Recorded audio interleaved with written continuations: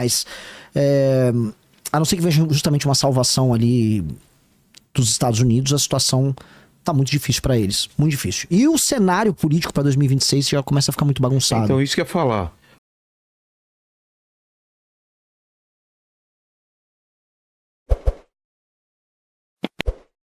O Haddad aqui falou que vai ser o Lula mesmo. Tem muita gente achando que vai ser. E tem gente apostando que ele não vai arriscar fechar a carreira dele política com uma derrota. Uma possível derrota, né? O que você acha? Você acha que o Lula vai? A situação do Lula é uma situação peculiar. O Lula, ele pensa muito agora no legado dele. Eu acho que de fato ele pensa no legado enquanto imagem. O Lula é um sujeito vaidoso. Desde o começo do... Pensa a cabeça dele, cara. O Lula é um cara que pensa que o mundo gira ao redor dele. Né? Ele terminou o mandato dele lá em 2010, com o Obama falando, ele é o cara. Na verdade, ele é o meu cara. Mas tudo bem, o Lula vendeu que ele é o cara. Que, trouxe a Copa, tal, o Brasil cresceu. A gente sabe o que deu aquele crescimento. Né? É um crescimento de mentira, o Brasil se ferrou. E a gente tá quebrado por conta das decisões daquela época até hoje. Mas, no fim do dia, o Lula, enquanto um cara vaidoso, ele se imagina como... um cara enviado por Deus, né? Ele, na prática, foi preso, ele disse que foi preso injustamente, aí de repente ele é solto, e aí ele ganha a eleição. E aí ele ganha a eleição, casa com uma mulher mais nova, e ele falou, agora eu vou fazer meio que as coisas do meu jeito. Eu acho que boa parte dos erros que a gente tá vendo nessa questão com o Trump tem a ver com o Lula ter escolhido que esse mandato fosse um mandato em que ele daria uma cara muito particular.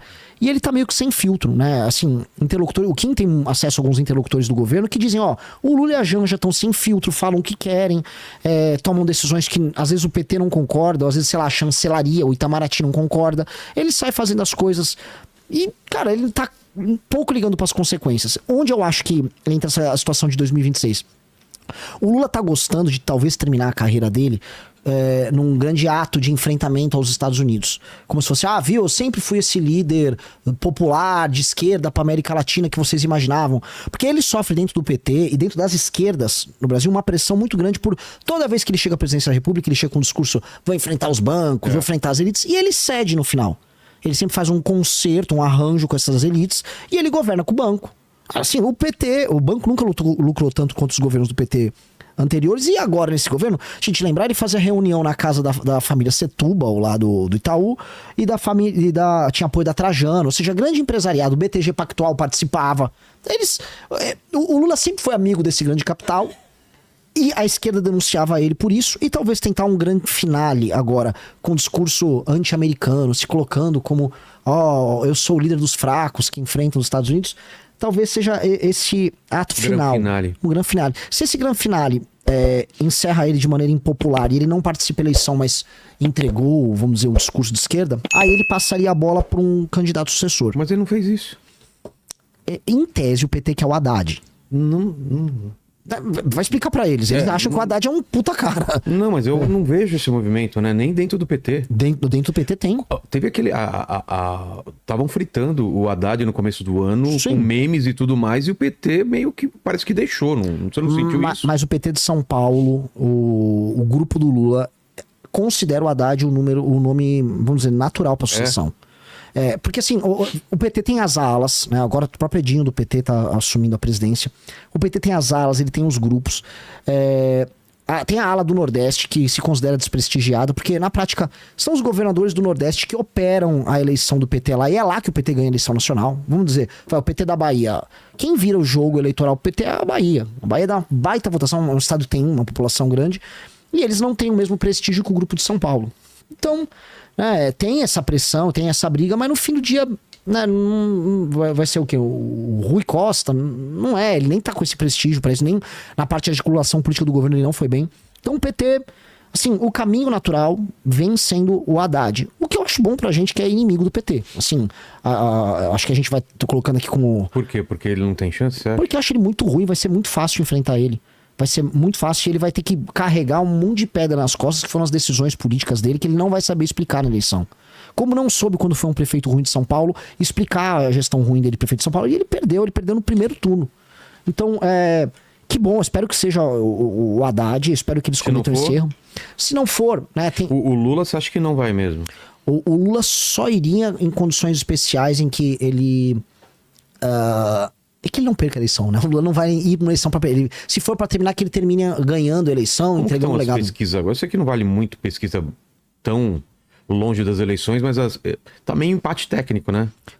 Tá, porque assim, houve esse... Tarcísio com...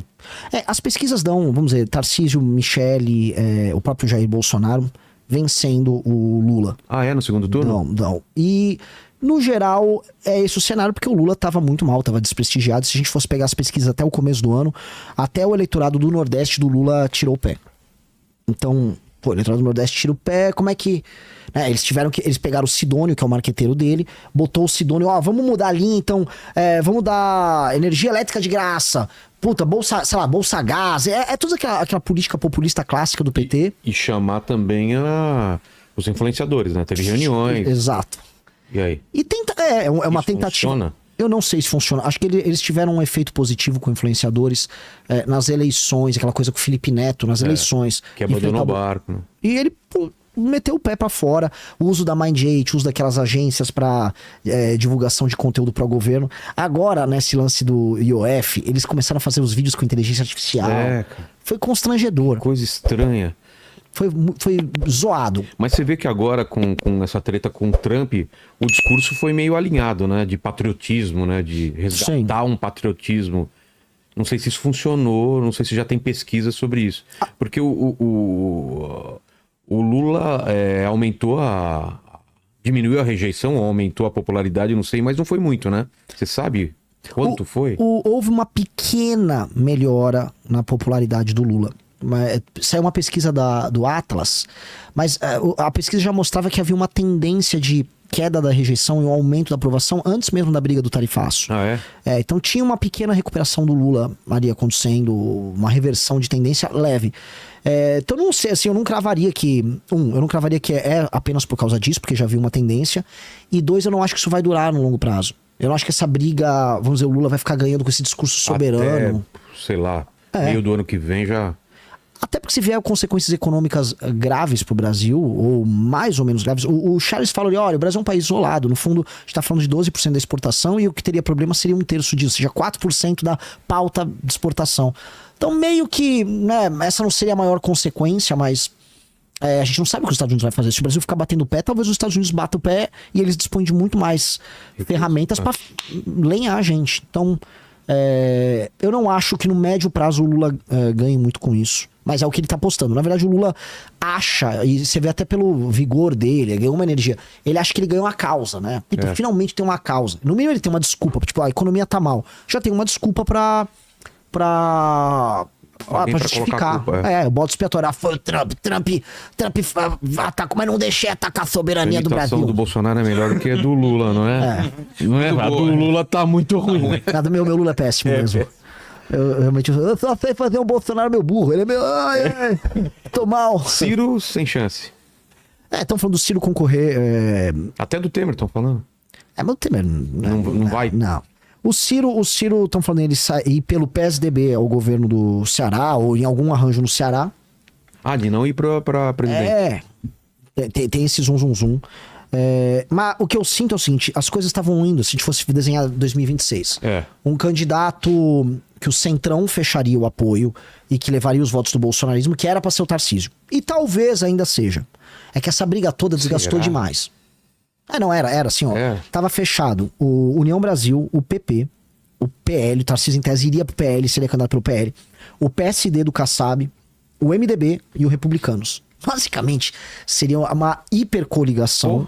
Né? E eles ganhariam todo o tempo de TV e iriam numa posição muito forte. Eles unificariam a direita. Aí o Novo iria. Não faria sentido pro Zema ser candidato quando o endosso do Bolsonaro viria para um candidato desse, o Tarcísio, e esse candidato, ele que traria os votos pros deputados do próprio Novo. Então o Novo juntaria. E aí não vai ter Caiado, não vai ter Ratinho, não vai ter Zema, não vai ter ninguém. Beleza. E não vai ter o Leite foi pro PSD. Não teria nenhum desses. Haveria o candidato do PT, o candidato do governo, o candidato que o governo endossaria. E o terceiro candidato, eu não tava vendo, tirando do candidato do partido que a gente tá montando. E eu tô sendo honesto, porque o partido que a gente tá montando, que é a Missão, estará pronto e apto para as eleições e vai participar e vai fazer um contraponto a eles. Como a gente está vendo que o Ciro... Vocês já podem ter candidato para 26? Cumprindo os prazos, tudo certo do TSE, acho que começou a rodar hoje, inclusive, os prazos, a gente vai participar normalmente das eleições. E a ideia é lançar candidatos para tudo, inclusive presidente da República, e participando das eleições de presidente da República para ir pro pau contra o candidato do Centrão, que será um candidato bolsonarista, e o candidato da esquerda. É fazer uma disputa bem séria contra eles. Você acredita que tem uma terceira via mesmo? Porque na eleição aqui de São Paulo ficou nessa, né? Bolsonarismo, estavam brigando pelo bolsonarismo, pelos bolsonaristas, o Marçal e o Nunes, e do outro lado o Boulos, né? Não teve espaço para mais ninguém, né? Não. E na eleição presidencial? Eu acho o seguinte, as pesquisas mostram um cansaço, uma fadiga de material, tanto na direita bolsonarista quanto na esquerda. As pesquisas mostram assim, o antipetismo tá muito grande. O antipetismo é maior do que o petismo. E mas o no antipetismo, o antipetismo maior ainda. Ah, é? Então na direita você tem uma parcela que é leal ao Bolsonaro, mas hoje você já tem, assim, só o anti-PT, mas assim, se pintar uma coisa diferente eu tô indo. Não seja PT. Que não seja o PT, nem que seja o Bolsonaro. E eu tendo a achar que o Bolsonaro está aumentando a rejeição dele, da família e do bloco dele, com essas ações recentes, porque são ações desesperadas para tentar sobreviver. Naturalmente isso vai abrir espaço para coisas novas. Só que esse negócio novo não vai ser tipo assim, um candidato de centro responsável, porque ninguém liga para um candidato de centro responsável. Quem disse que o problema do Brasil é esse? Porque essa coisa me dá muita raiva. Os problemas do Brasil são muito graves. Você vai precisar de um presidente que, vou ser cuidadoso com a palavra, você vai entender, que seja meio radical. Porque os enfrentamentos são muito duros, são radicais. Quando eu digo radical, não é um radical de goela.